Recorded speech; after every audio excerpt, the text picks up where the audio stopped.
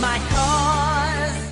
My fellow nerdikins, welcome back to another episode of That's So Nerdy. Today we have got a Pokemon deck profile for you. And I'm going to be going through this pretty quickly because it's all pretty easy to explain. As you can see, it is ground/fighting and electric. And let's just go ahead and get right into it. Alright, first off, we're starting with Zygarde, and we've got two different versions. We've got the 90 HP version with Lookout for one fighting or one ground energy, and you get to switch one of your opponent's bench Pokemon with their active Pokemon, which can be very useful. And then this one for 3 energy and deals 70 damage, and if the defending Pokemon is a fairy or a dragon Pokemon, it can attack during your opponent's next turn. And then this Zygarde has 2 attacks as well. First one costs 2 energy. It's Rumble, and then the defending Pokemon can't retreat during your opponent's next turn. And then the 3 cost is Geo Strike for 120 damage. This attack does 10 damage to each of your opponent's bench Pokemon. You don't apply weakness to the benched Pokemon. Okay, moving on. We are running 2 different Onyxes as well.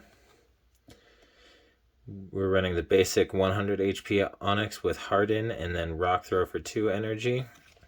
And then 110 HP, Dig Deep for 1 energy, Tail Smash for 3. Dig Deep makes it so you can put an energy card from your discard pile into your hand, and then Tail Smash, flip a coin. If Tails, this attack does nothing.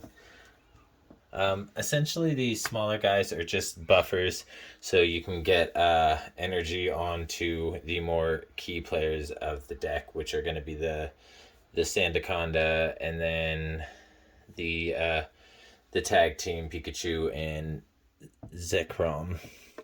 But we're not there yet, but we're also running 1 Passimian, Spike Draw for 1 energy, you get draw 2 cards and it deals 20 damage, and then Seismic Toss for 3 energy for 70 damage. Moving right along, next is Regirock, Rock Throw for 40, with 2 energy, 3 energy, does Unyielding Rock for 60 plus, which is if your opponent's active Pokemon is an EX, this attack does 60 more damage, and it's got 120 HP. And we're running 1 copy of each of those cards you saw, and then we're running 2 copies of Hitmonlee.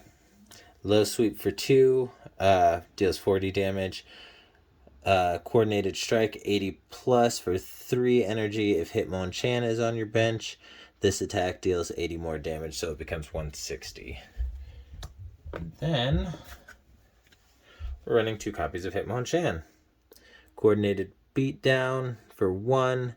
So if a Hitmonlee is on your bench, this does 20 more damage, and then Mach Cross for 60. So out of those 2, Hitmonlee is the more damaging, but they're both beneficial. They're both definitely beneficial to have. And then we're running 2 Rockruffs. Tackle for 1 energy. Rock Throw for 2. Tackle deals 10. Rock Throw deals 20. 60 HP. Main reason these are in here. The first one is for the Lycanroc evolution. Has 110 HP, 2 energy to do Bite for 20, 3 energy to do Claw Slash for 80. And then the second one is so you can evolve into your Lycanroc GX here.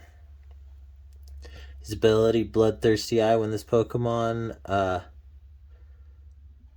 play this Pokemon from your hand to evolve one of your Pokemon during your turn, you may switch one of your opponent's benched Pokemon with their active Pokemon. And then Claw Slash for 110 if you have 3 energy. And then his GX attack is Dangerous Rogue for 2 energy. And it's 50 times. This attack does 50 damage for each of your opponent's benched Pokemon. So if they have a full bench, you're going to be dealing 250 damage with that GX attack. And then the ability to switch out your opponent's active Pokemon with their benched Pokemon when you evolve into that card is really useful because you can switch in a Pokemon that they don't have any energy on. Well, if they have a Pokemon that doesn't have any energy on it. But the ability to switch out your opponent's Pokemon with their benched Pokemon is really, really beneficial. Alright, and then we're running 1 Rhyhorn, 100 HP, 1 energy to perform Horn Attack for 10 damage, and then 2 energy for Hammer in for 30. He's in here, so we can evolve him into Rhydon. And then there was one copy of this Lycanroc, one copy of this Lycanroc, one copy of Rhyhorn, one copy of this Rhydon. 120 HP, 3 energy for Horn Drill for 50 damage, 4 energy for Rock Slide for 100 damage. And this attack does 10 damage to 2 of your opponent's bench Pokemon. So, like, it's just always nice to deal as much damage as possible. Alright, and then we're running 1 Farfetch'd. He's got Rock Smash for 1 energy. He's got 80 HP. Rock Smash does 10 plus. Flip a coin if heads. This attack does 30 more damage, so possible 40. And then Pierce for 30 for 2 energy. And then we've got Sirfetch'd to evolve from Farfetch'd. He's got 130 HP. His Pierce does 40 damage instead of 30. And then he's got Meteor Assault for 80 and 3 energy. And then this Pokemon can't use Meteor Assault again the next turn. And then we're running 3 Pikachus. This one's got Charge. So you can search your deck for an electric energy and attach it to this Pokemon for if you already have an energy on it. And then Electro Ball for 2 energy for 20. And then 2 copies of this Pikachu. So Tail Whip for 10 for 1 energy. 2 energy to Spark for 20. And then this attack does 10 damage to one of your opponent's benched Pokemon. And then all 3 of these Pikachus have 60 HP. And then we're running 2 copies of the Alolan Raichu. Quick Attack for 1 energy, 10 plus. If you flip a heads, it does 30 more damage, so a total of 40. And then Electric Surfer, so for 3 energy, you can deal 70 damage. And then we've got our Raichu GX here.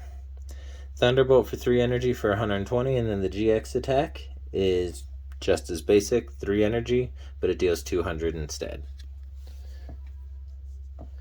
Alright, moving on to Sandaconda V.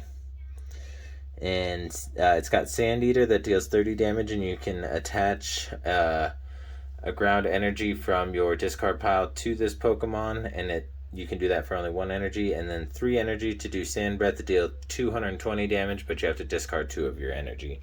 So that's why it has that Sand Eater ability. So not only can it can deal that massive damage, but it can only do it every couple turns.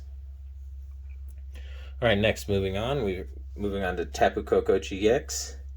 He's got an ability that when you play this Pokemon, you can attach all of your electric energy from other Pokemon to this Pokemon. So that could be very helpful if your energy is spread around and you just want this big swinger to be able to go out shortly after you play it.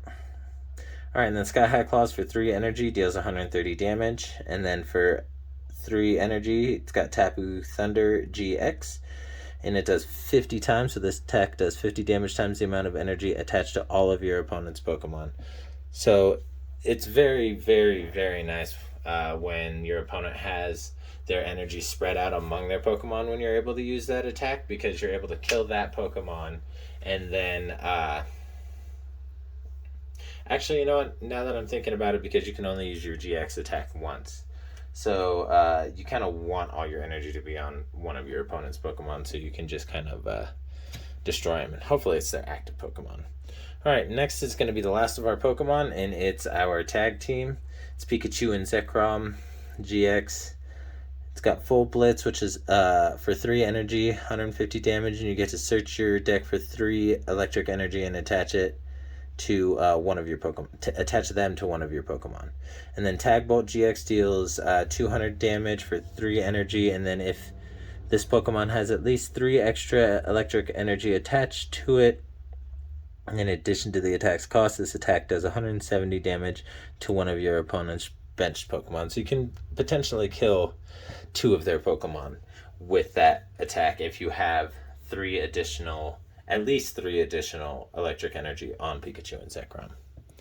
Alright, and then the first of our trainer cards is Brooklet Hill. It's actually a stadium. And then during each player's turn, that player may search their deck for a basic water energy or a basic ground energy and put it onto their bench. And oh no, not energy. Sorry, Pokemon, not energy. Pokemon. So that can be very helpful if, say, you get that in your opening hand and you only have a couple basic Pokemon. Just throw that out there and you can search for some of your bigger swingers like your Sandaconda. Say you already have your Rockruff on the bench, so you bring out Lycanrock. Oh wait, no, it's only basic. So Sandaconda still works, but Lycanrock doesn't. Raichu doesn't.